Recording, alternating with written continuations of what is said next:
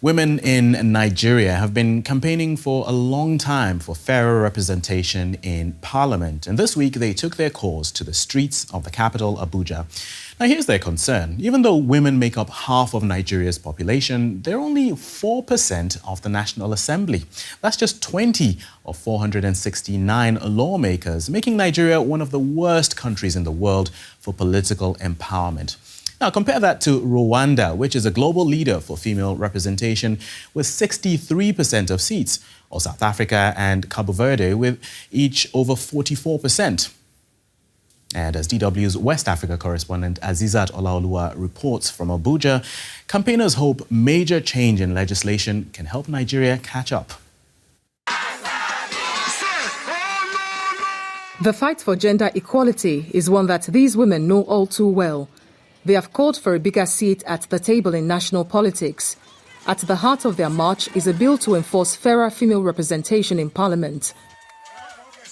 The barriers that are against women who are participating in politics is structural, is financial, is religious, is even cultural. So when women who have the capacity come out to vie, they are usually sidelined because of these structural barriers. So therefore, we're asking for reserved seats so women can contest on a level playing field amongst other women. Nigeria has one of the lowest numbers of women in parliament worldwide, and the latest World Economic Forum's gender gap report ranks the country as one of the worst in women's political empowerment. And that is why these women and their allies have taken to the streets to rally support for the reserved seats for women bill, which they believe will ensure inclusive governance. Women make up half of Nigeria's population, but make up fewer than 5% in parliament.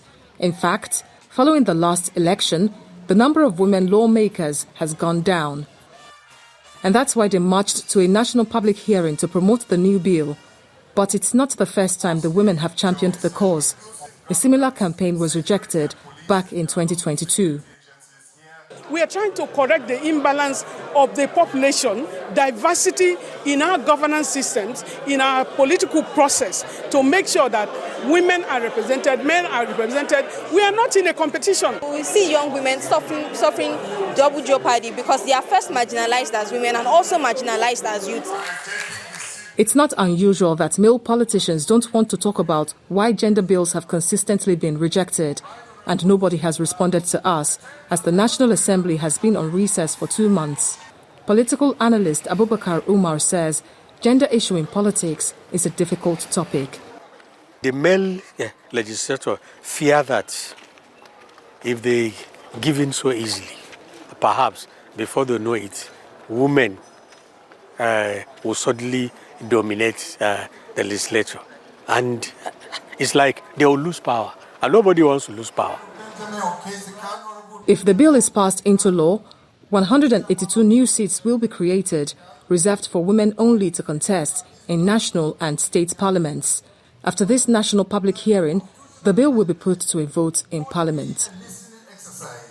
And joining me from Abuja is Toun Okewale Sonaiya, who's the founder of WFM, Nigeria's first radio station focused on women. She's also a key figure in the movement proposing this new bill.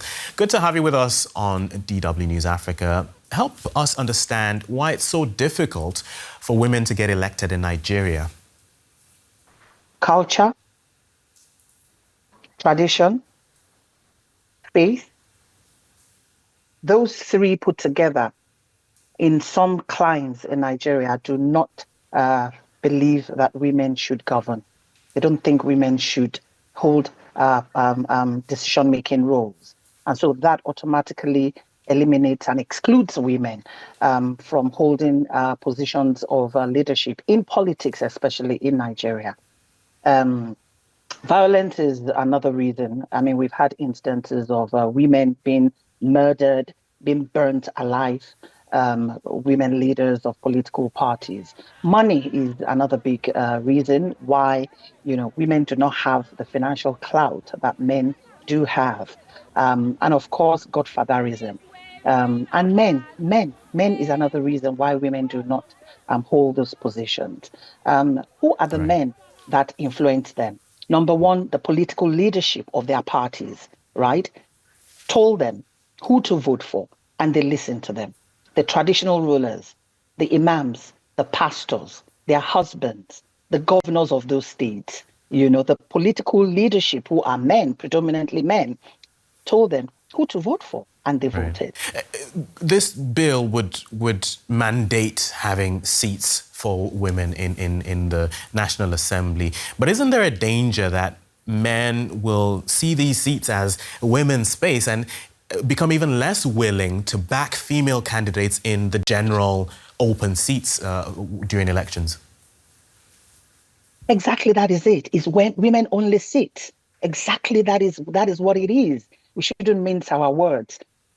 We've seen countries do this. Kenya, Rwanda, Uganda, Tanzania. They had to take a deliberate action. Some of us call it affirmative action. And they said, because there are less women, because over the years, Nigeria is going to be 65. That's what I'm saying, 65 years of independence. And we have seen how the positioning of women has retrogressed over the years, right? Then we now need to take calculative, decisive decisions, like they're amending the Constitution. Right. If it is amended, then it means that it's going to happen. So exactly what you're saying is what we're doing. Allow women to have this reserved seat. Men are not displaced, not even just men. Those who are currently sitting in those positions, they're not displaced. We're just saying additional seats, reserve additional seats for women to contest, women across political parties, for them to contest, to campaign, to do the same things you're doing. Right. So if men just want to see it as tokenism, they can see it as tokenism. It's not tokenism, really. We're saying other countries have done it. Let's make an attempt with this in Nigeria as well. I mean, some people would say that the best candidate should be chosen no matter their sex.